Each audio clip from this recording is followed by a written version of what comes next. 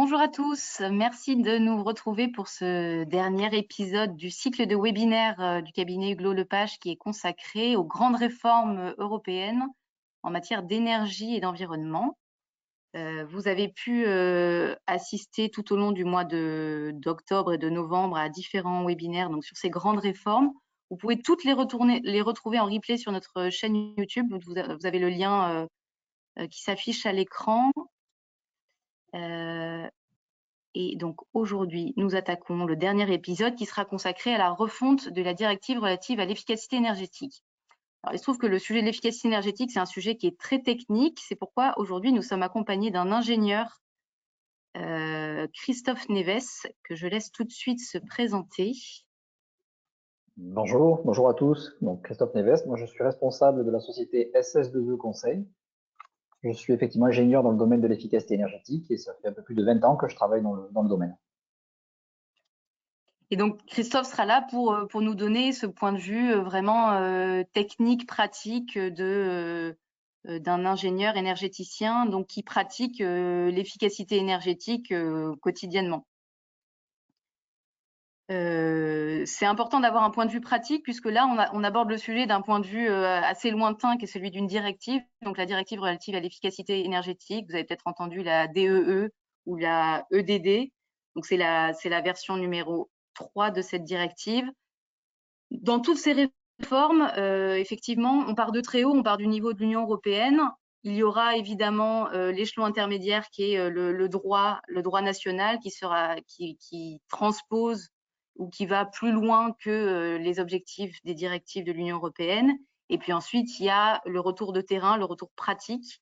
Et c'est là où on a tout intérêt à être accompagné par les praticiens du quotidien de ces grandes réformes qui commencent par des directives. Donc, si on commence un petit peu par parler du contexte et des objectifs de cette directive, quand on parle d'efficacité énergétique ou de performance énergétique en général, on aime bien rappeler l'importance de ce sujet-là en énergie, en droit de l'énergie en général. C'est vrai que pour ma part, en tant qu'avocate en énergie, très souvent, le champ du droit qui est le plus valorisé, c'est la production d'énergie renouvelable.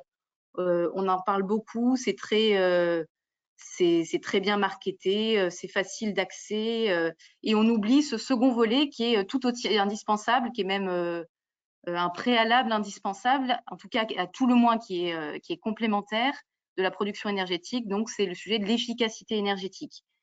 Et donc généralement, pour valoriser ce sujet de l'efficacité énergétique et de la performance énergétique, on essaie de placer la performance énergétique sur un pied d'égalité avec une source d'énergie à part entière. Et donc si on considère la performance énergétique comme une source d'énergie, on peut mettre tout le monde d'accord et on met de côté tous les débats très tendus sur les sources et les mix énergétiques. Et on peut tous considérer que la source énergétique la meilleure, la plus décarbonée, la moins chère, on peut mettre tous les adjectifs que l'on veut, c'est bien l'efficacité énergétique. Donc c'est toujours important de rappeler ce préalable-là. Pour tous ceux qui pratiquent l'efficacité énergétique, n'hésitez pas à faire passer ce mantra. Autre façon d'aborder les choses aussi pour mettre en valeur l'efficacité énergétique et puis comprendre bien l'enjeu qu'il y a derrière cette directive, c'est rappeler quels sont les différents objectifs, les différents résultats qu'on peut atteindre en travaillant à la performance énergétique. Alors oui, tout de suite, c'est l'objectif premier, hein, c'est celui de diminuer les consommations et donc les émissions de CO2. Ça, c'est indéniable. Mais il va y avoir plein d'objectifs et de résultats secondaires en travaillant à l'efficacité énergétique qui sont tout aussi importants. Si on diminue les consommations, corrélativement, on diminue la facture énergétique. Et puis, on y pense un peu moins, on va également améliorer le confort des usagers, ce que, par exemple, ne permet pas le changement d'une source d'énergie. Quand on change les sources d'énergie, on va potentiellement impacter effectivement les émissions de gaz à effet de serre, la facture également, mais on n'a pas forcément un impact sur le confort thermique. Alors que lorsqu'on travaille sur l'efficacité énergétique, tout de suite, on peut avoir un impact assez fort sur le confort thermique en chaud ou en froid des usagers. Et puis, évidemment, dernier effet corrélatif, c'est stimuler l'emploi et la croissance, puisque pour travailler à l'efficacité énergétique, on va mettre en œuvre des actions d'amélioration de la performance énergétique. On aura l'occasion d'y revenir. Et donc, tout ça met à l'œuvre tout un tas d'entreprises qui travaillent à mettre en œuvre ces actions. Est-ce que, Christophe, tu veux me dire un petit mot sur ton approche de l'efficacité énergétique? Comment toi, tu l'aperçois de ton point de vue? Je sais qu'en tant que bureau d'études, tu travailles à la fois sur la production d'énergie et sur l'efficacité énergétique. Est-ce que pour toi, les gens avec qui tu travailles mettent ces deux pans de l'énergie sur le même pied d'égalité?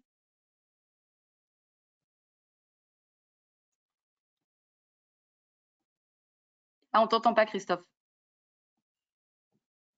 Pardon, excusez-moi. Oui, c'est vrai que la production d'énergie renouvelable est souvent associée avec l'efficacité énergétique, à raison.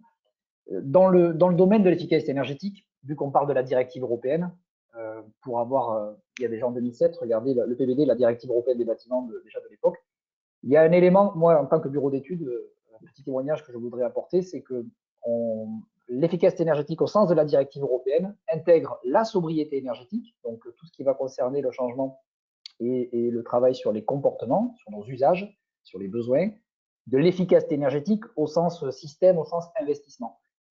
Et ça, c'est quand même un élément qui nous semble important de souligner, parce que même si la sobriété énergétique, en phase avec le plan de sobriété, par exemple, que le gouvernement a mis en place l'année dernière, avec plutôt de la réussite a priori, et qui était un vrai plan de sobriété, où alors tout le monde devait se re-questionner sur ses besoins, en décalant le chauffage au juste nécessaire, en arrêtant de chauffer au-delà des 19 degrés, et j'en passe, c'est des meilleurs. Ça, c'est de la sobriété énergétique. L'efficacité énergétique au sens techno, au sens technique, c'est des investissements, effectivement, dans des équipements plus performants. Mais on ne doit pas amalgamer les deux. Et dans la priorité, en tant que bureau d'études, je tiens en tout cas à souligner que c'est la sobriété qui doit primer. Parce que, juste pour rappel, les véhicules d'aujourd'hui, si je prends cet exemple-là, sont beaucoup plus performants que ceux qui étaient produits il y a 30 ans. Pour autant, on consomme quasiment toujours autant de gasoil et d'essence. Pourquoi? Parce que les véhicules sont plus lourds et qu'on fait plus de kilomètres. Donc, améliorer l'efficacité des systèmes ne permet pas de réduire la consommation. Je rappelle également que cette directive en question, c'est un élément intermédiaire pour arriver à la neutralité carbone d'ici 2050, et que pour cette neutralité carbone, il y a plusieurs scénarios qui ont été établis. Nous, en France, ce qui fait un peu référence, c'est RTE, pas que, mais RTE notamment. Tout le monde s'appuie sur une chose qui ne me semble pas assez soulignée, sur 30 à 50% de baisse des consommations. RTE dit 40% de baisse des consommations d'énergie. C'est considérable. Ce qui veut dire que même en changeant les facteurs de conversion, même en faisant du super boulot d'ingénieur, nous ne parviendrons pas à abaisser de 40% les consommations d'énergie sans un gros travail sur la sobriété, sans un travail préalable d'ajuster les besoins au juste nécessaire. Et c'est vrai que cette directive, et depuis le début au niveau européen, ne distingue pas cet aspect sobriété, cet aspect efficacité. Même si effectivement, oui, il ne faut pas les je t'interromps une seconde pour te rendre la parole pour que les gens qui nous écoutent suivent bien. Là, à l'écran, on affiche les définitions. Donc, ce n'est pas nos définitions maison, hein, c'est les définitions issues de la directive qu'on est en train de commenter. Et on voit qu'il y a donc des belles définitions sur l'efficacité énergétique, sur les économies d'énergie et sur l'amélioration de l'efficacité énergétique. Il n'y a pas de définition à part entière de la sobriété qu'on retrouve un peu au détour de la définition sur l'amélioration de l'efficacité énergétique. Et ce que effectivement Christophe nous explique, c'est que ça vaut confusion entre efficacité énergétique et sobriété énergétique. Oui, oui, parce qu'on intègre effectivement dans l'efficacité énergétique donc des modifications d'ordre comportemental, en l'occurrence de la définition. Donc là, on est bien dans la sobriété, des modifications d'ordre technologique et économique. Et tout ça étant embarqué sous le terme efficacité énergétique, c'est vrai que ce que l'on peut comprendre de cela, c'est qu'il va falloir faire des actions de performance énergétique que tu as cité, Pauline, et donc il va falloir faire des investissements. Alors que oui, il va falloir faire des investissements, mais préalablement à ça, il va falloir se reposer la question de savoir quels sont les besoins. On parlait tout à l'heure, tu citais les températures et le confort, mais c'est également vrai dans le domaine de l'industrie. Hein. C'est-à-dire parfois on produit des températures d'eau et de vapeur qui ne sont pas forcément juste nécessaires. Donc c'est se reposer la question du juste nécessaire, et qui est un préalable à tout. Hein. Et donc, si j'essaie de reformuler un peu ce que tu dis, est-ce qu'on peut considérer que en tout cas en tant qu'ingénieur, tes recommandations, c'est d'abord de faire de la sobriété au sens strict, ensuite de faire de la performance et en dernier ressort de toucher à la production et au mix énergétique. Oui, complètement. Et bien de le faire dans ce sens-là, parce que si je me permets de prendre encore un dernier exemple, parmi les collectivités avec lesquelles on travaille, certes, une a réalisé un bâtiment exemplaire labellisé de plusieurs certifications environnementales. C'est le bâtiment en termes de consommation qui consomme le plus. Pourquoi? Parce que évidemment, on a plus d'équipements. Alors, ils sont tous plus performants les uns que les autres. Hein. On a plus d'équipements et on a ce qu'on appelle l'effet rebond, c'est-à-dire considérant qu'on a une machine technologique extrêmement élaborée, eh bien, on ne bride pas le fonctionnement au juste nécessaire. Et au final, c'est une école en l'occurrence à laquelle je pense, elle consomme 30, 40, 50% de plus que des bâtiments qui pour autant ne sont pas performants à côté et qui ont 40 à 50 ans d'âge. Donc, ça veut bien dire que ne pas faire la sobriété en premier lieu et ne pas le conserver vraiment comme étant une priorité absolue tout au long, ça peut venir complètement manger avec l'effet rebond en l'occurrence, tous les gains qui seront réalisés avec des investissements dans les équipements ou le bâtiment. Et ça peut aussi vouloir dire, si on le prend d'un point de vue un peu plus positif, qu'on peut aussi faire de l'efficacité énergétique sans même toucher au comportement de l'usager, de l'industriel, etc. On pourrait éventuellement réussir à diminuer les consommations via de l'efficacité énergétique sans même avoir changé son comportement, même si évidemment ça fait partie d'un tout, mais on pourrait, si le comportement est déjà vertueux, parce qu'il y a déjà des usagers qui ont ce comportement vertueux, qui estiment déjà être allés assez loin, ou qui ont besoin de ce comportement d'usager et ne peuvent pas le changer d'une façon ou d'une autre, on peut aussi considérer qu'on peut améliorer sans même toucher au comportement. On peut, mais avant d'acheter une voiture électrique ou une voiture qui est un peu moins lourde, il faut déjà essayer de ne pas utiliser sa voiture. Bien sûr, ça c'est le message est clair, mais c'est pas mal de savoir qu'on peut agir de façon complémentaire, alternative ou au contraire dans un ordre coordonné. Voilà pour ces définitions. On trouvait que c'était important de bien revenir sur les termes, même si c'est de la pure sémantique. Hein. On vous a promis de parler pratico-pratique, mais parfois la sémantique c'est important parce que selon les termes qu'on utilise, ça peut avoir un impact négatif ensuite sur ce qu'on va faire en matière d'amélioration de l'efficacité énergétique. Donc c'est bien de savoir de quoi on parle. Rapidement, un petit point calendrier pour vous signaler que donc on est sur la version 3 de la directive sur l'efficacité énergétique, que la première datée de 2012, qui avait eu déjà une rénovation de la directive en 2018. Donc là, on est 5 ans plus tard, version numéro 3, une entrée en vigueur depuis le 10 octobre 2023 et toujours un délai de transposition qui retarde un peu la mise en œuvre de cette directive. On est sur 2 ans environ là, de transposition, donc à l'horizon 2025. Ça ne veut pas dire que les États vont attendre 2 ans, mais ça veut dire qu'ils le peuvent. Et puis surtout, il faut savoir que cette directive, c'est un cadre commun, c'est comment mettre tous les pays de l'Union européenne sur un pied d'égalité. Il y a évidemment des pays qui sont en avance sur tout ou partie des mesures qui sont déjà qui figurent dans la directive. Donc là, l'idée, c'est simplement de s'assurer que c'est un cadre commun minimum entre tous les pays. Et c'est également intéressant de rappeler que c'est l'une des directives du paquet Fit for 55. Donc, c'est l'ensemble de paquets de mesures. C'est pour ça d'ailleurs qu'on a ce cycle de webinaire, hein, parce qu'il y a eu beaucoup de mesures qui sont les mesures de l'Union européenne pour s'assurer d'atteindre les objectifs du Green Deal.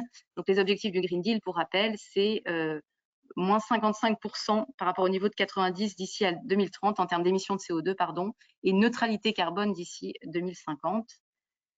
Et enfin, dernier élément pour le contexte réglementaire, et on en vient ensuite aux retenues.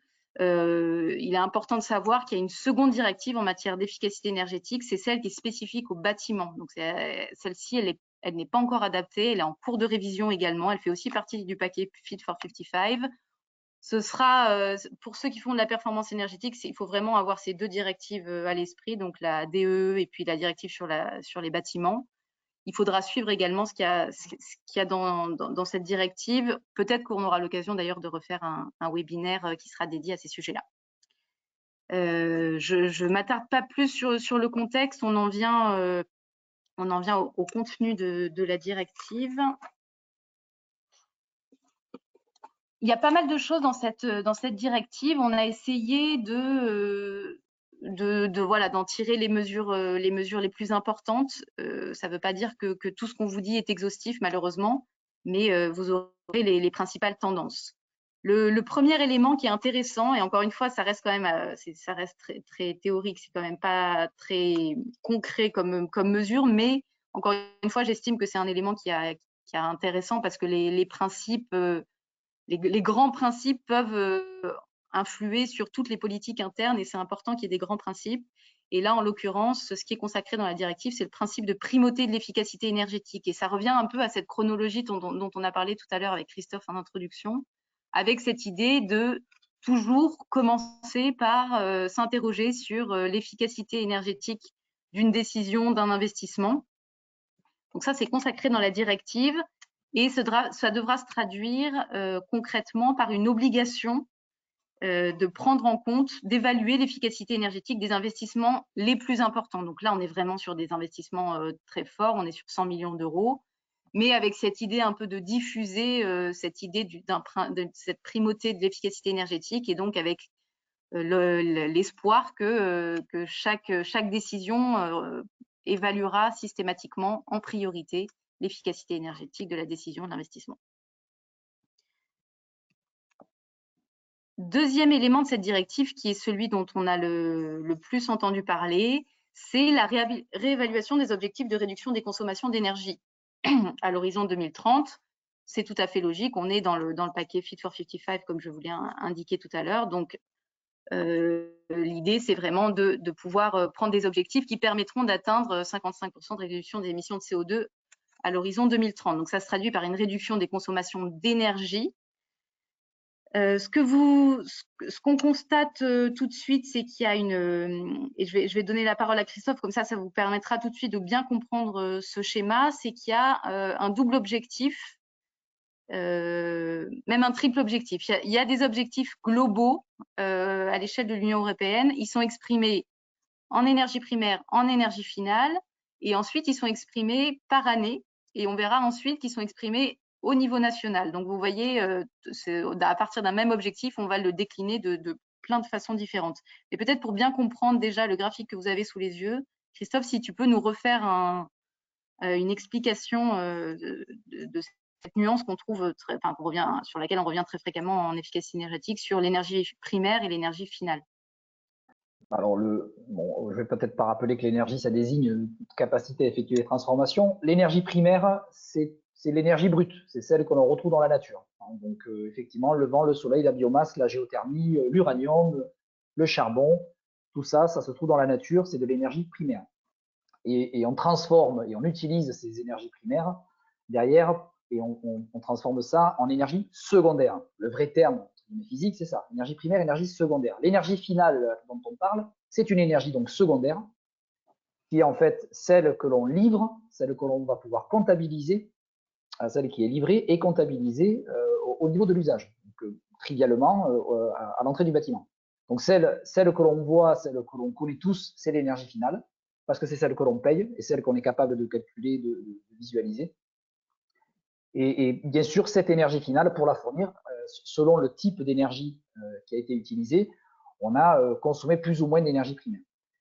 Ce sujet énergie primaire, énergie finale est un sujet effectivement un peu polémique en France, il faut le savoir, parce que le coefficient de conversion énergie primaire, énergie finale dans cette directive, il est par défaut de 1,9. Ça concerne principalement l'électricité, hein, parce que vous comprenez que l'électricité ne se trouve pas à l'état naturel dans la nature, donc par définition, on a utilisé de l'énergie primaire pour fabriquer de l'électricité. Et selon le type de procédé et d'énergie utilisée, c'est plus ou moins performant. Une centrale thermique ou une centrale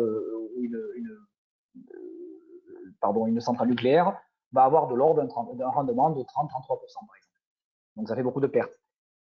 En fait, le coefficient de conversion, c'est pour tenir compte de ça. C'est-à-dire que pour arriver à fournir 1 à l'entrée du bâtiment, eh bien, en France, on considère aujourd'hui qu'il a fallu en fabriquer 2,3 fois plus en termes d'électricité. C'est le ratio aujourd'hui. Il était il n'y a pas longtemps de 2,58. Et c'est un sujet encore un peu polémique. Pourquoi? Parce que selon le coefficient que l'on met, eh bien, ça va favoriser ou pas telle énergie ou telle autre. Donc, effectivement, il y a des gros enjeux industriels derrière. de la stratégie également énergétique à l'échelle nationale et au-delà. C'est pour ça qu'il y a tout le monde défend, on va dire, son point de vue et ses intérêts, si je puis dire, sur le sujet. D'un point de vue physique, parce qu'à la base, c'est quand même quelque chose de physique, hein, la conversion énergie primaire, énergie finale. Eh bien, comme la directive le dit, ce sont les États membres qui le définissent, mais qui doivent le justifier de façon transparente. Sinon, par défaut, on prendra 1,9. La France l'a justifié pour l'instant de l'ordre de 2,3. Mais il va y avoir aujourd'hui, parce qu'ils ont tenu compte d'une prospective, ça c'est un élément important aussi, ils ont tenu compte de l'évolution du mix énergétique français sur 2024 et 2025, donc il va intégrer encore un peu plus de NR que ce qu'il en avait dans le passé, et donc ça favorise, en l'occurrence, ça abaisse ce coefficient de conversion. Voilà, c'est un sujet qu'il faut juste avoir en tête, de ce à quoi ça correspond, et derrière pourquoi ça fait tant polémique dans le petit giron des énergéticiens, c'est que c'est des gros enjeux derrière, effectivement, notamment industriels et économiques. Et ce qui explique probablement pourquoi les objectifs en énergie primaire sont indicatifs, parce qu'il y a peut-être débat sur la méthode de calcul, tandis que sur la partie consommation d'énergie finale, quand même un calcul plus objectif, et à ce moment-là, on va être sur des objectifs contraignants. Oui, et c'est effectivement qu'il faut se soucier des deux, mais peut-être qu'à l'échelle locale, à l'échelle macro, il est normal que l'Europe et peut-être que le pays se soucie de l'énergie primaire. À l'échelle très locale, chacun des consommateurs, si on se contente de résumer et de raisonner à l'énergie finale, ça me semble tout à fait pertinent. Juste pour rappel, la loi Elan, ce qu'on appelle le décret tertiaire, l'obligation d'abaissement des consommations des bâtiments dits tertiaires, elle ne s'effectue que sur de l'énergie finale. Et à raison, parce qu'effectivement, c'est opposable, on peut le suivre, on peut le tracer. C'est quelque chose qui permet effectivement d'être opérationnel, en fait. D'accord. Un autre élément qui est important, vous allez voir des pourcentages très différents sur ces nouveaux objectifs globaux à l'échelle de l'UE, parce qu'il y a deux méthodes de calcul. Là, je parle énergie primaire ou énergie finale confondue. Il y a les objectifs par rapport aux projections de 2007, ça c'est ceux que vous avez à l'écran, et il y a aussi la méthode de projection par rapport aux projections de 2020. Et donc, soit vous allez retrouver un objectif de 11,7% d'énergie finale, soit 38%. On parle des mêmes objectifs, c'est juste la méthode de calcul, qui est l'ancienne méthode de calcul de l'UE, et ensuite celle de 11,7%. Le 11,7%, c'est la méthode de calcul, c'est la nouvelle méthode de calcul qui s'est calée sur celle d'Eurostat et qui est celle qui figure dans la directive. Bon, tout ça peu d'importance, l'important c'est le résultat, d'où le fait que ce soit aussi parfois exprimé en tonnes d'équivalent pétrole. Mais tous ces objectifs et tous ces chiffres différents parlent quand même de la même chose. Donc c'est vrai que c'est un petit peu trompeur, mais il faut savoir qu'on parle juste de méthode de calcul. Et sur peut-être un mot aussi, Christophe, sur l'expression de cet objectif en tonnes d'équivalent pétrole, qu'est-ce que ça va changer par rapport à de l'énergie primaire ou de l'énergie finale? Pas grand-chose. En fait, on raisonne en tonnes équivalent pétrole. Voilà, en l'occurrence, en milliers de tonnes équivalent pétrole, le MTEP qui est mentionné là, c'est parce que bon, l'énergie d'unité, c'est le joule, hein, physiquement. Sauf que le joule, c'est tellement petit, tellement rikiki, que ça ne parle pas, ce n'est pas possible de parler avec cette unité-là pour les ordres de grandeur dont on parle là. C'est pour ça qu'on le ramène sur du tonne équivalent pétrole, mais c'est pas que pour cette raison-là, c'est aussi parce qu'encore aujourd'hui, à l'échelle mondiale, 80% de l'énergie consommée, elle est fossile, et elle est issue effectivement principalement, la grosse partie est également issue donc du pétrole. Donc c'est aussi pour ça, d'ailleurs, je crois qu'il y a quelques dizaines d'années, c'était le charbon d'ailleurs, on parlait en tonnes équivalent de charbon, et non plus les tonnes équivalent de pétrole. Donc ça permet d'avoir une unité, les chiffres sont lisibles, hein, 993, 763, et on ramène ça sur aujourd'hui encore l'énergie qui est la plus utilisée à travers le monde. D'accord. Et alors, dernière étape sur ces objectifs, c'est l'échelon national, ou alors là, on ne sera pas sur des objectifs qui sont contraignants, mais il va quand même y avoir la fixation d'une contribution pays par pays, puisque bon, c'est bien beau d'avoir un objectif à l'échelle de l'Union européenne, après il faut le mettre en œuvre, et donc on va diviser cet objectif global par des contributions nationales contributions nationales qui sont évaluées pays par pays. Donc, c'est chacun qui fait sa propre évaluation en fonction de ses caractéristiques nationales, avec une méthode de calcul quand même qui est fixée dans la directive et donc une obligation de s'aligner sur cette méthode avec une possibilité de dévier de 2,5% par rapport aux résultats qui sont donnés par la méthode de calcul de la directive. Ça laisse une certaine marge de manœuvre. Et au total, si on s'aperçoit qu'on n'atteint pas l'objectif global, on a un contrôle de la Commission qui va pouvoir inciter les États à rehausser ou réajuster leurs objectifs pour s'aligner avec l'objectif global. Voilà pour la partie objectif de réduction des consommations. Le troisième élément que vous voulez mettre en exergue dans cette directive, c'est celui de l'exemplarité du secteur public.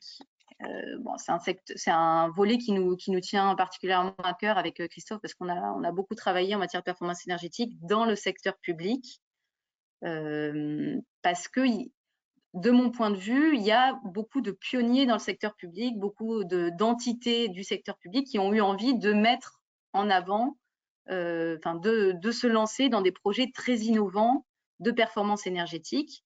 Toutefois, il faut vraiment faire la distinction, et je sais que Christophe, tu voulais nous en toucher un mot, entre le fait qu'on ait des pionniers dans le secteur public et le fait qu'on ait une véritable exemplarité du secteur public. Il faut vraiment distinguer ces deux approches. Bah oui, parce que la directive, effectivement, mentionne l'exemplarité du secteur public, donc très bien, c'est une bonne chose, et tu le soulignes, c'est vrai qu'en France, on travaille avec bon nombre de collectivités, en l'occurrence, qui se veulent ou qui sont exemplaires ou qui souhaitent être exemplaires. Sauf quand même qu'il faut quand même rappeler que cette exemplarité, elle est mentionnée, c'est plus vieux que de mon ancienneté professionnelle, parce que moi je me souviens dans mes débuts à entendre déjà cette exemplarité, l'avoir citée en 2005, si ma mémoire est bonne, dans la loi POP signée à l'époque de Dominique de Villepin. L'exemplarité du secteur public, elle est citée donc, ça fait plus de 20 ans finalement qu'on la cite. Et au final, même si, encore une fois, les collectivités ne font pas rien, considérer aujourd'hui que tout le monde peut regarder ce que les collectivités font sur leurs bâtiments, sur leurs véhicules et sur l'ensemble de leurs activités pour en prendre exemple, hein, bon, on n'y est pas encore quand même pour le coup. Donc tout ça est en train d'évoluer, mais on ne peut pas encore considérer que le secteur public soit exemplaire. Malgré les 20 années qui viennent de s'écouler, le travail reste à faire. Oui, alors c'est ce qu'on disait tout à l'heure. Il y a parfois, donc le sujet de l'exemplarité, par exemple en France, effectivement, c'est quelque chose qui est acté depuis longtemps, et là on va l'acter à l'échelle de l'Union européenne.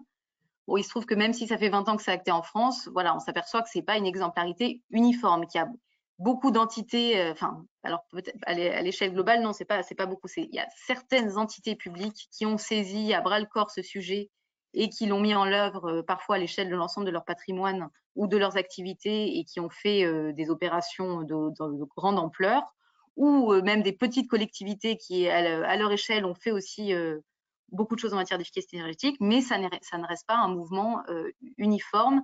Et donc, le sujet de l'exemplarité du secteur public reste très important. Donc, comment la directive approche ce sujet? On vous a fait une magnifique opération que vous avez à l'écran.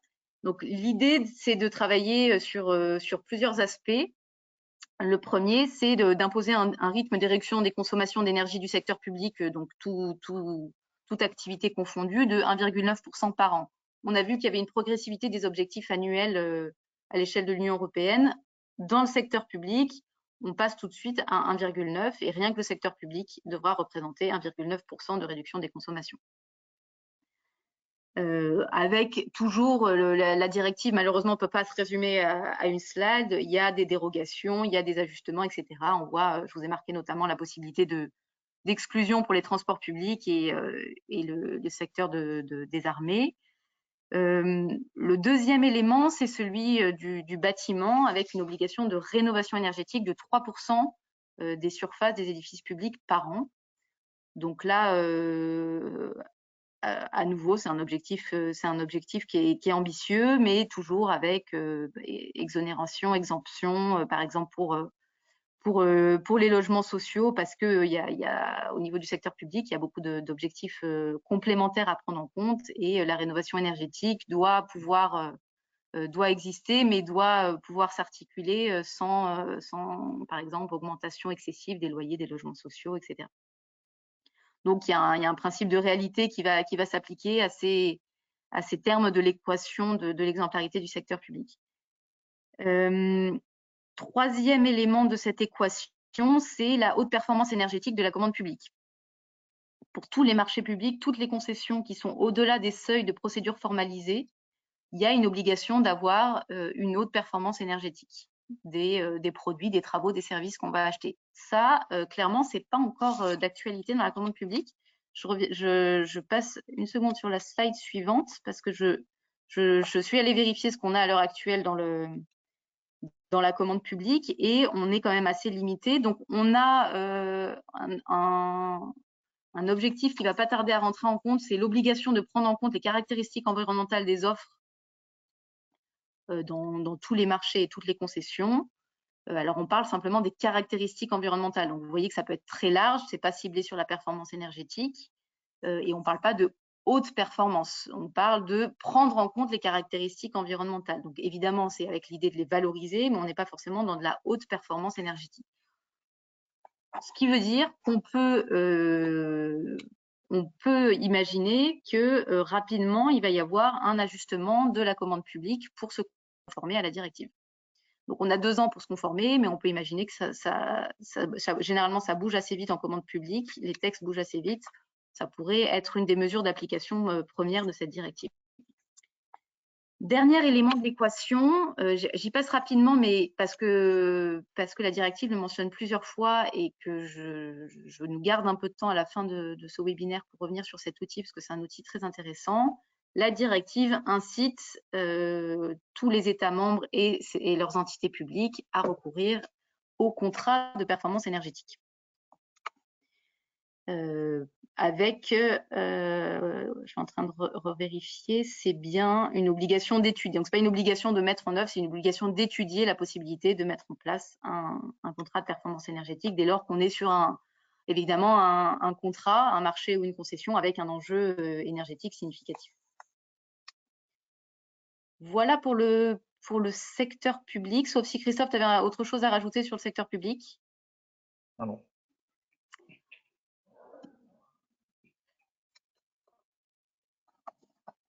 Élément suivant qu'on souhaitait porter à votre attention, c'est les mesures qui vont directement concerner les entreprises. Et à ce titre, la principale mesure de la directive, c'est l'abaissement des seuils d'obligation de mise en place pour les entreprises, soit d'un audit énergétique, soit d'un système de management de l'énergie. Donc peut-être avant qu'on se penche sur les nouveaux seuils que vous avez à l'écran, est-ce que Christophe, on ne commencerait pas par revenir sur ces 2 outils? On connaît à peu près l'audit énergétique, le système de management de l'énergie, c'est quelque chose déjà qui est moins fréquent. Est-ce que tu peux nous éclairer un peu sur ces 2 outils? Oui, ben en fait, le système de management de l'énergie. Alors, l'audit énergétique, qu'est-ce que c'est? Même si la plupart, je pense, doivent connaître, c'est un. Alors, pour rappeler quand même que c'est une démarche qui doit permettre d'être un outil d'aide à la décision. C'est à ça que ça sert, un audit énergétique. Et donc, effectivement, il y a déjà une volonté derrière d'améliorer, de suivre et d'améliorer sa performance énergétique. Donc, un audit, c'est globalement en 4 phases. Hein. Donc, c'est une analyse déjà détaillée, un état des lieux des bâtiments et des usages, le bilan énergétique qui sera donc détaillé sur l'ensemble des usages, des propositions d'action et une étude technico-économique comparative de ces actions, en l'occurrence, qui doivent tenir compte notamment du contexte, de l'organisation, pour essayer de définir un ou des scénarios de mise en œuvre avec les objectifs qui ont été fixés, que ce soit ceux fixés par cette directive, que ce soit ceux fixés par exemple, le décret tertien. Voilà, donc l'audit énergétique, c'est un outil préalable qui peut être un outil et qui doit être un outil d'aide à la décision. Donc, il ne se suffit pas à lui-même. Par contre, c'est pareil, c'est un préalable pour démarrer une démarche construite de cette démarche d'efficacité énergétique. Et puis, le système de management de l'énergie, alors on le connaît, on le rencontre beaucoup plus dans le domaine de l'industrie, en fait, hein, parce que c'est rattaché en fait à des normes, notamment à des normes ISO. Donc, vous avez la norme ISO 14050, et vous avez même des liens avec cette SME dans la ISO 14001 et 14010. On n'est plus sur une approche pas simplement énergétique, on est sur une approche environnementale, hein, pour le coup. Donc, on est vraiment sur un outil de gestion et de management de tout tout ce qui va être environnement au sein d'une structure d'une entreprise. Donc là, ça ne veut pas dire que c'est d'ailleurs l'audit ou la SME, hein, pour le coup, hein, ça pourra, dans le cadre d'une SME, on peut potentiellement démarrer d'ailleurs par un audit énergétique, pour ensuite décliner évidemment toute sa politique en interne et tout son management environnemental qui sera réalisé. L'élément aujourd'hui, c'est que c'était obligatoire, ça fait déjà plus de 10 ans, hein, mais pour les entreprises de plus de 250 salariés. Et là, aujourd'hui, ils ont renforcé, ils ont abaissé ces seuils et ils ont surtout en fait mis des seuils en fonction du volume de consommation. Donc aujourd'hui, une entreprise qui consomme plus de, en moyenne, oui, c'est ça, une entreprise qui consomme plus de 85 terajoules, j'imagine que ça parle à tout le monde, c'est-à-dire en gros 23-25 000 mégawattheures, ce qui ne doit pas parler non plus à grand monde, en gros 1500 à 2000 consommation électrique, consommation d'énergie d'un foyer, d'une maison, ça parle déjà un peu plus. Donc ça commence à être une belle entreprise quand même, enfin, on n'est pas sur une petite PME, elle va être soumise effectivement à cette obligation-là. Et il y a la même chose au niveau de l'audit énergétique, et là le seuil est beaucoup plus bas hein, pour l'obligation de l'audit énergétique de ces PME, de ces entreprises. Là pour le coup c'est 10 terajoules, donc ce qui correspond globalement à 200 équivalents de logements en termes de consommation d'énergie. Donc là beaucoup plus de monde évidemment sont concernés. Voilà, c'est des obligations qui existaient, qui sont venues être renforcées, qui sont périodiques, donc c'est à faire et ça doit être, je crois que c'est tous les 3 ou les 4 ans aujourd'hui. 4 ans, oui. Ou tous les 4 ans que doivent être refaits notamment ces audits. Et effectivement, une fois de plus, le contrat de performance énergétique est cité dans cette démarche parce que si l'entreprise en question met en place un contrat de performance énergétique, elle est exonérée de cette obligation d'audit ou de système de management de l'énergie. Parce que ça veut dire que par définition, la mise en place d'un contrat de performance énergétique, c'est-à-dire qu'elle s'est souciée, elle a été obligée de connaître sa situation énergétique, de définir un plan d'action et de le contractualiser d'ailleurs avec un tiers, ce qui est le propre, mais que je crois que tu développes un peu par la suite. Mais, voilà. Donc le CPE est un outil effectivement qui permet de déroger à ces obligations d'audit et de système de management de l'énergie. Tout ça sont des moyens, sont des outils dans tous les cas de figure. Et concrètement, dans la pratique, quand un bureau d'études réalise par exemple, un bureau d'études tel que SS2E réalise des audits ou des SME, dans le cadre d'entreprises qui sont soumises à des obligations ou dans le cadre plutôt pour des entreprises ou des collectivités qui le font de façon facultative? Alors, le système de management de l'énergie, la plupart du temps, c'est des entreprises qui sont déjà dans une démarche environnementale, mais pour d'autres cadres que l'énergie en tant que telle, hein, pour le coup. Encore une fois, c'est rattaché à des normes ISO, donc généralement, je veux dire, avant même la directive énergétique, elles étaient déjà dans ces démarches-là. Il y avait déjà un référent, parce qu'on parle aussi de moyens humains. Quand on fait un système de management de l'énergie, ça veut dire qu'on a quand même des compétences internes, on a forcément un référent en interne, on ne peut pas tout externaliser. Donc c'est le cas effectivement dans le domaine industriel ou dans les grosses entreprises. Donc la plupart du temps, c'était déjà des démarches qui étaient déjà mises en place depuis les normes ISO, c'est-à-dire depuis plus d'une vingtaine d'années. Elles se sont juste étendues à cet aspect plus spécifique aujourd'hui énergie et ces obligations de baisse des consommations d'énergie. Mais elles avaient déjà cette obligation par rapport surtout aux charges, en l'occurrence, dans le domaine industriel. On raisonne beaucoup par rapport à la dépense. Et l'audit énergétique, l'obligation, moi peut-être que je peux témoigner, c'est qu'en 2009, bon nombre d'ailleurs de sociétés un peu comme nous hein, ont été créées. Loi Grenelle de l'environnement, la loi Borloo, avait mis en place l'obligation des audits énergétiques sur les bâtiments publics. Ça a été une explosion de demandes, hein, c'est-à-dire qu'en 2-3 ans, il y a eu des millions de mètres carrés, je crois, hein, qui ont été audités, parce que c'était tout ce qui était bâtiment de l'État, et donc c'est énorme en fait. Hein. Bon, et donc ces audits, c'était un préalable, à l'époque on le savait déjà, mais justement, peut-être se servir de ça, c'est-à-dire que cette obligation a permis de réaliser tous ces audits. Est-ce qu'elle s'est traduite derrière par des actions concrètes aujourd'hui suivies? Sûrement pour une partie, mais sûrement pas pour la majeure partie. Donc bon, voilà. Donc je me permets de dire que l'audit, c'est un préalable et on en fait et il faut en faire. Mais effectivement, derrière, ça ne suffit pas. L'audit énergétique en tant que tel n'est que le début de la démarche. Oui, d'ailleurs, la directive précise bien, alors bon, on est dans les seuils que l'on connaît désormais, mais qu'en tout cas pour ces entreprises-là qui sont concernées par l'audit obligatoire, il y a non seulement l'obligation de réaliser un audit, mais en plus d'élaborer un plan d'action concret qui mette en œuvre les recommandations. Alors c'est élaborer un plan, ça ne veut pas dire le mettre en œuvre, mais à minima avoir un plan d'action qui découle des audits obligatoires. Donc, c'est quand même un pas de plus. Encore une fois, là, c'est uniquement à l'échelle de l'Union européenne. Il y a évidemment d'autres lois très incitatives qui vont forcer les entreprises à réaliser des mesures concrètes, enfin, ce qu'on vient de dire, donc la mise en œuvre de ce plan d'action, qui seront forcées de le réaliser d'une façon ou d'une autre. J'avance et j'en viens aux dernières mesures qu'on voulait signaler. D'abord, pour vous dire qu'il y a des mesures spécifiques au data center, parce que c'est des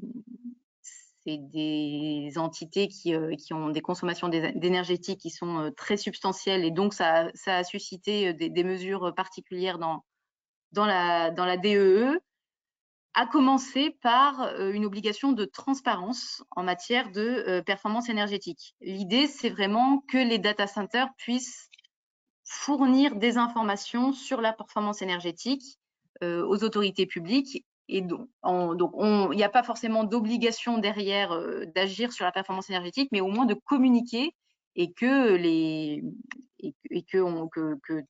tout le monde puisse être informé des consommations, parce qu'on sait que c'est d'énormes consommations, mais ensuite on a du mal à mettre un chiffre exact sur ces données.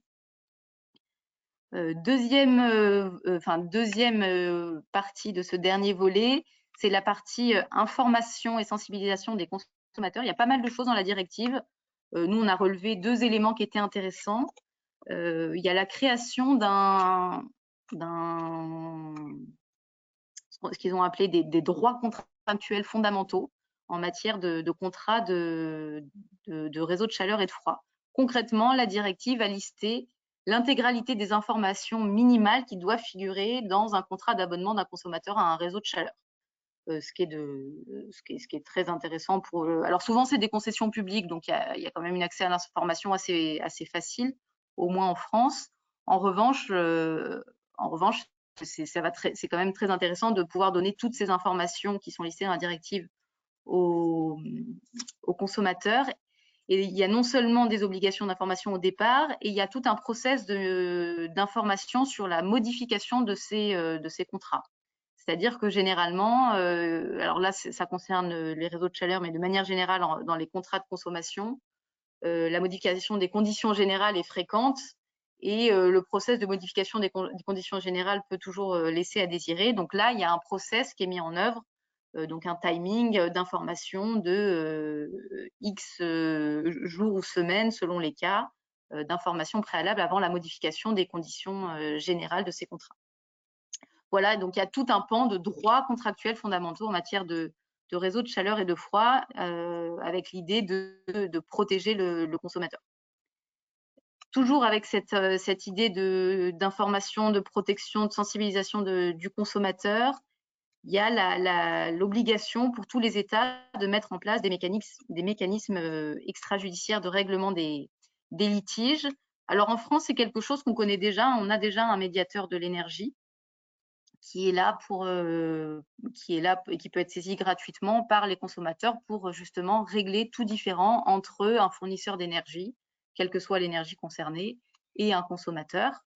Alors là, la directive donne beaucoup d'informations sur les mécanismes à mettre en place, donc il faudra peut-être avoir une lecture plus fine de ces mécanismes prévus par la directive et s'assurer que ce qui existe en droit interne, à savoir le médiateur de l'énergie, répond bien à toutes ces conditions d'efficacité, d'indépendance, d'accessibilité de ces mécanismes extrajudiciaires. J'en ai terminé avec les principales mesures qu'on voulait vous donner concernant la directive. On va prendre juste quelques minutes pour terminer, pour insister un petit peu sur cet outil qui est le contrat de performance énergétique. Et puis ensuite, s'il y a des questions, on pourra y répondre volontiers. Et malheureusement, ce sera déjà la fin de ce webinaire puisqu'il nous reste un petit quart d'heure. Donc l'outil CPE, je ne sais pas si Christophe, tu veux commencer sur l'outil CPE et je complète, ou l'inverse? Je peux. Le contrat de performance énergétique donc est pratiqué depuis, je dirais, une quinzaine d'années, en tout cas du côté des collectivités. En tout cas, officiellement, tel qu'appelé contrat de performance énergétique. parce que si on rappelle ce que c'est un contrat de performance énergétique, mais alors j'en donne pas une définition juridique, je ne ferai Non. pas cet après, mais d'un point de vue très pratico-pratique, c'est un contrat qui définit l'engagement que prend un tiers pour abaisser les consommations d'énergie à un niveau qui a été préalablement défini. Donc ça veut dire par définition qu'on s'est mis d'accord sur une situation dite de référence, la situation de départ, et par rapport à cette situation de départ, qu'on va être capable d'ajuster, on va regarder la réalité des baisses sur lesquelles s'est engagé le tiers. Bon, en fait, cette définition-là, quand on regarde réellement ce qu'elle est et qu'on regarde le domaine de l'énergie, le monde de l'énergie, notamment dans le domaine des bâtiments, ça existe depuis le premier choc pétrolier, en fait, depuis après 73. Parce que, pour rappel, l'ADEME, qui s'appelait, je crois, la FME à l'époque, a lancé et développé auprès des fournisseurs d'énergie de l'époque, qui fournissaient aussi du charbon encore à cette époque-là, des contrats d'exploitation de chauffage qui existaient déjà, parce qu'il fallait entretenir tout ça, il fallait les faire fonctionner, et on a créé des contrats avec des intéressements. Les fameux, pour ceux qui ont entendu parler, les marchés forfaitaires avec intéressement, les contrats de prestation avec intéressement, les fameux P1, P2, P3, qui ont émergé donc déjà fin des années 70.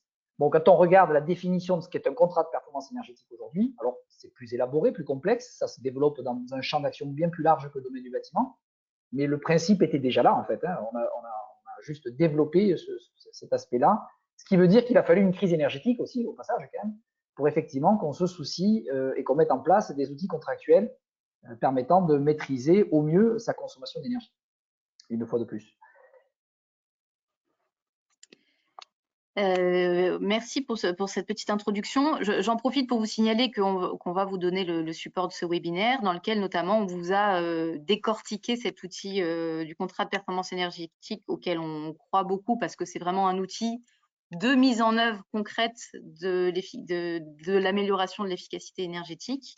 Donc on n'est plus au stade des objectifs, on est vraiment sur la mise en œuvre des actions d'amélioration. Donc c'est vraiment un outil très important. Je reviens une seconde sur les définitions. Vous avez celle de la directive. Vous avez également, en droit interne, vous en avez une dans le cadre du dispositif des C2E. Donc, effectivement, cet outil est défini un petit peu partout. Concrètement, ce qui est intéressant, c'est de voir voilà, l'architecture contractuelle de cet outil. Et son principal intérêt, c'est la garantie de la performance énergétique. C'est-à-dire que non seulement on va mettre en œuvre des actions pour améliorer l'efficacité énergétique, mais celui qui met en œuvre les actions va garantir l'atteinte de cette amélioration. Et c'est là où c'est très intéressant. Et s'il ne l'atteint pas, il sera contractuellement condamné à indemniser le maître d'ouvrage qui a lancé ce contrat.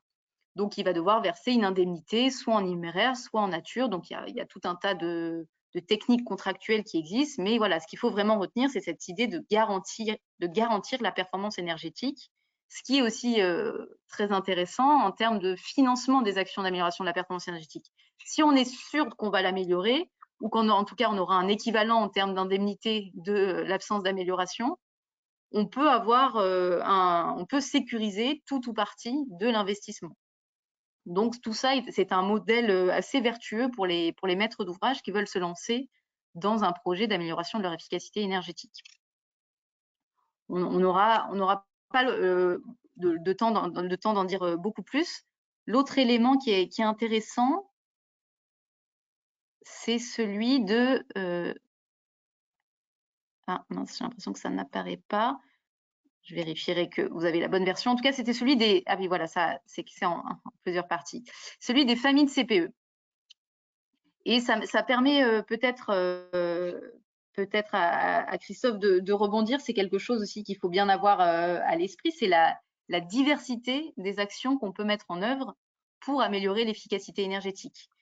On a un petit peu parlé en introduction. Donc, on va avoir des familles de CPE qui vont varier selon la typologie d'investissement qu'on veut mettre en œuvre. Soit on va être sur des contrats très ambitieux avec des travaux et on va toucher à l'enveloppe d'un bâtiment, par exemple, si on parle d'un bâtiment. Soit on va être sur des investissements plus légers et on va toucher uniquement aux équipements, aux systèmes de production. Voilà. Ou alors, on peut avoir un mix des deux. On peut aussi être touché au volet sobriété comportementale, etc. Donc, on a toute une série de familles différentes et donc de contrats qui vont varier en fonction. Mais ce qu'il faut savoir, c'est que c'est un outil très malléable qui peut s'adapter à tous les projets en matière d'efficacité énergétique. Oui, très adapté pour les collectivités en l'occurrence. Hein. Très adapté pour les collectivités qui ont effectivement qui sont multisites, qui ont une hétérogénéité sur les bâtiments, hein, que ce soit sur leur état, sur leur niveau de consommation, sur les besoins, sur les actions qui sont à mener. Donc c'est vrai que c'est un outil qui s'adapte assez bien aujourd'hui, notamment au patrimoine, hein, dont les collectivités assurent la gestion. Puis c'est aussi un outil sur lequel il y a quand même, je le disais, hein, il y a des choses qui s'appelaient pas CPE, mais qui étaient déjà là et qui ont permis à bon nombre d'acteurs aujourd'hui d'être sachants sur le sujet. Et ce qu'on appelle CPE aujourd'hui, défini par la directive, ça fait quand même une quinzaine d'années que c'est pratiqué par bon nombre de collectivités. Là, pour le coup, un rôle d'exemplarité, on peut le citer là, au niveau des collectivités sur cet outil-là, qui permet d'avoir des vrais retours d'expérience aujourd'hui, de ce qui a très bien marché, de ce qui a un peu moins bien marché, voilà, et d'ajuster, parce que c'est le résultat de cela, peut-être pour rappeler comment ça mise en œuvre, c'est que l'audit énergétique dont on parlait tout à l'heure est un préalable. Mais cet audit énergétique, effectivement, liste des actions, de ce qui pourrait ou ce qui devrait être fait. Mais le maître d'ouvrage va dire, bon, mais très bien, vous m'avez cité cette telle action, mais ça coûte tant d'argent, vous m'annoncez telle économie, qui s'engage? Et le CPE répond à ça. Donc l'audit est nécessaire parce que ça permet de savoir ce qui est possible et ce qui va être fait sur le patrimoine des équipements en question. Mais effectivement, derrière, ça permet de contractualiser cela. Donc on est vraiment sur une notion, il y a de l'ingénierie technique, mais de l'ingénierie après contractuelle. Et donc le travail qui est le sien, en l'occurrence, pour une idée essentielle, c'est-à-dire arriver à trouver la juste dose du contrat qui reprenne bien tous les éléments attendus par le maître d'ouvrage, sans que la complexité soit trop importante, parce c'est des contrats qui doivent vivre sur la durée. C'est souvent des contrats qui sont fourniture et services, ceux où il y a très peu d'investissement, c'est des contrats qui font entre 2 et 5 ans la plupart du temps. Et dès que les CPE commencent à avoir des investissements un peu plus importants, on passe de 5 à 10 ans, donc on est quand même sur des contrats de durée. Donc ça veut dire qu'il faut quand même que le contrat soit bien écrit, soit souple et qu'il soit capable de s'adapter, de vivre en fait évidemment à tout ce qui va intervenir pendant la durée de ce contrat. Donc il y a vraiment cette notion contractuelle qui est très importante pour la réussite de ce CPE. La situation de départ qui doit être claire, bien définie, donc l'audit en question pour le résumer, et ensuite un contrat qui était bien écrit avec un prestataire de façon à s'assurer effectivement de la bonne application finalement de ce qui aura été décidé. Et on retrouve quand même dans cette famille aussi, on retrouve les notions qu'on a abordées au début de ce webinaire, c'est-à-dire que le préalable, ou en tout cas la priorité, ou le plus rentable, reste des actions de sobriété, sauf que les actions de sobriété, au-delà du changement ou de la remise en question de certains comportements, elles nécessitent malgré tout aussi quelques investissements. Je prends un exemple. Dans les bâtiments tertiaires publics, c'est des bâtiments très intermittents. Je prends un exemple très caractéristique, c'est les écoles. Une école, sa principale consommation, c'est le chauffage. Quand le chauffage démarre et quand le chauffage s'arrête, cette école, sur cette période-là, a été occupée maximum 25% de son temps. Ça veut dire que avant même de commencer à essayer d'ajuster la température quand les gamins sont là, il y a 75% du temps où il faudrait que ce bâtiment ne consomme pas ou peu. Et ça, c'est facile à dire, c'est la sobriété, sauf que derrière, il faut quand même quelques équipements qui permettent de le voir, de le suivre, de mettre à l'arrêt, de redémarrer au bon moment. Bon, et effectivement, les CPE fourniture et services permettent d'y répondre typiquement à ce genre de cible. Bon, malheureusement, on n'a pas le temps d'approfondir davantage cet outil merveilleux qui est le contrat de performance énergétique parce qu'on arrive au bout de ce webinaire. On regarde s'il y a quelques questions. Margot, on est à ton écoute. Oui, il y a une première question. Concrètement, comment se traduisent tous ces objectifs en France? Alors, je propose, je réponds Christophe et tu verras si tu veux compléter. En fait, on a essayé un petit peu de répondre à ces objectifs-là au fil du webinaire. C'est vrai qu'en France, très concrètement, on a un panel d'outils qui est énorme, qui vont avoir des objectifs différents. On va avoir des outils avec une portée plutôt financière. Vous allez retrouver le dispositif des C2E, par exemple, ou MaPrimeRénov'. Voilà, tous ces mécanismes de soutien dont vous avez pu entendre parler. Vous allez avoir tous les outils, tous les grands objectifs contraignants cette fois-ci pour les entités de droit français, avec notamment le décret tertiaire, les réglementations thermiques, désormais la RE 2020, donc la réglementation environnementale. Donc ça, c'est pour les grands objectifs contraignants. Et puis ensuite, vous avez les outils tels qu'on a essayé de les aborder. Voilà, les outils de mise en œuvre d'amélioration de l'efficacité énergétique. Vous allez retrouver le CPE dont on vient de parler. Vous allez retrouver le décret BAC, par exemple, qui oblige à mettre en place des systèmes de gestion, de régulation et de pilotage dans les bâtiments. Vous avez également l'outil du DPE qui, lui, va être un outil à la fois d'information, mais il y a aussi tout un dispositif de contraintes et d'obligations autour de l'évaluation qui est le DPE. Voilà, donc il y a plein d'outils en droit français. C'est vrai que ce qui pourrait être intéressant, c'est de les classer comme ça par thématique. Après, le fameux informer, inciter, obliger, hein, qui était, je crois, qui était cher, je crois, au président Bâtiment Durable. On est rentré dans la phase aujourd'hui d'obliger, c'est-à-dire l'informer, inciter, ça fait 15 ans que ça dure. Et là, on voit bien que, notamment la loi Elan, avec cette obligation de baisse des consommations des bâtiments tertiaires, dans le logement, c'est une mini-révolution, parce que maintenant, quand on a passé une certaine classe énergétique, les passoires vont être obligés d'être rénovés. En tout cas, on ne pourra plus les louer. Donc, on rentre dans une obligation. Et alors que ça fait effectivement 15 ou 20 ans qu'on informe et qu'on incite les gens à rentrer dans cette démarche d'efficacité énergétique. Et là, maintenant, on rentre dans des phases d'obligation. Peut-être pour compléter ton propos sur la question qui a été posée, c'est qu'en fait, comment c'est traduit en France? C'est traduit par les mêmes outils que ceux que l'on connaît depuis en tout cas plus de 10 ans. Parce que cette directive européenne, me semble-t-il, à la lecture que j'en ai faite, n'apporte pas d'éléments fondamentalement nouveaux. Elle vient renforcer, elle vient accélérer ce qui avait déjà été décidé les années passées. Donc, oui. D'où le fait, par exemple, c'est la possibilité pour les collectivités, qui est assez récente, de façon dérogatoire, d'avoir du tiers financement, parce que évidemment le nerf de la guerre reste l'argent au bout du moment, donc de trouver des solutions de financement, notamment de tiers financement, pour pouvoir attaquer sur des approches globales et coûteuses le patrimoine bâti existant. Voilà, donc c'est les mêmes outils qui sont utilisés depuis un certain nombre d'années vont être utilisés et on devrait tous accélérer sur le sujet. Est-ce qu'il y a d'autres questions? Il y a une autre question. Avez-vous des critiques sur cette directive et des idées d'amélioration à proposer? Eh ben, encore une fois, on en a un petit peu parlé sur la confusion, en tout cas l'absence de mise en exergue de la partie sobriété, qui effectivement mériterait de faire l'objet à la limite d'un chapitre indépendant ou d'une directive indépendante. Je ne sais pas si tu as d'autres éléments.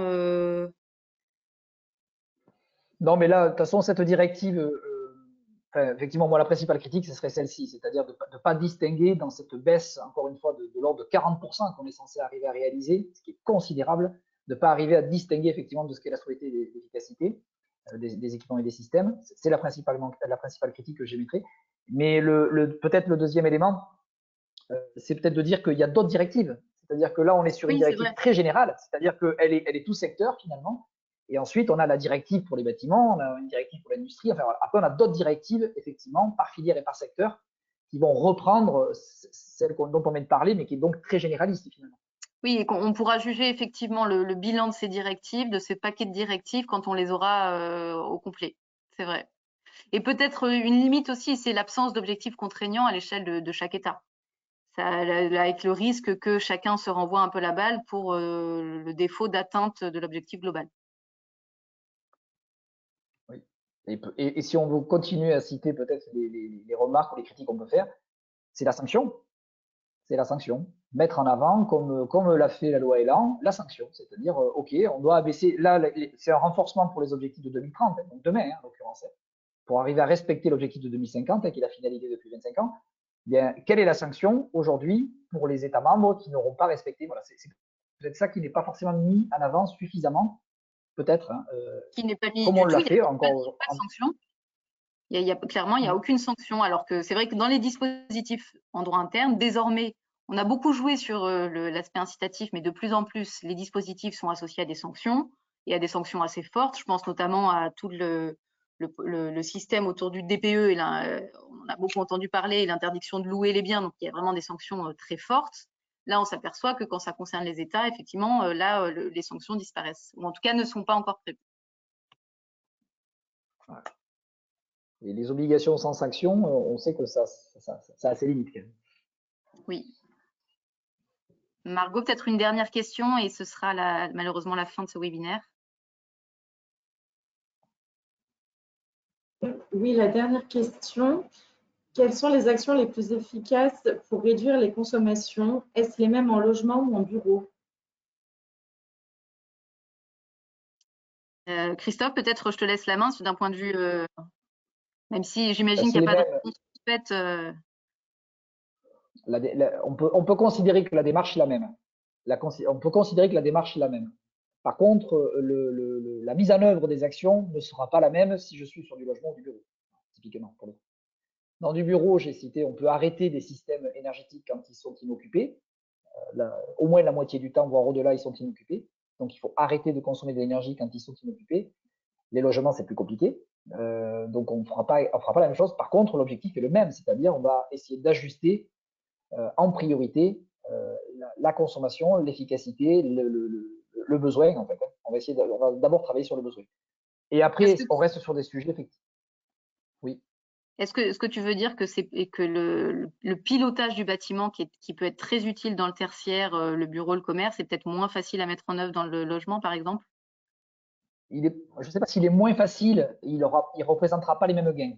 C'est plus facile, pour dire les choses un peu trivialement, de faire des gains en pilotant un bâtiment tertiaire que dans un bâtiment de logement, clairement, aujourd'hui.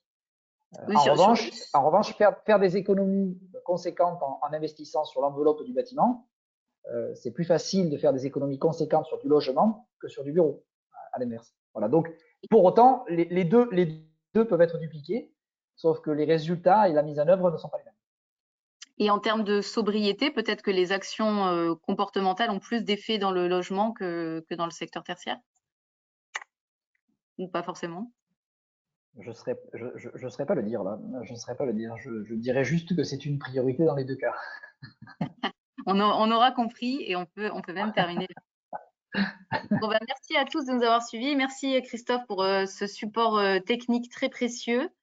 Et peut-être qu'on aura l'occasion de se retrouver pour discuter de la directive sur la performance énergétique des bâtiments.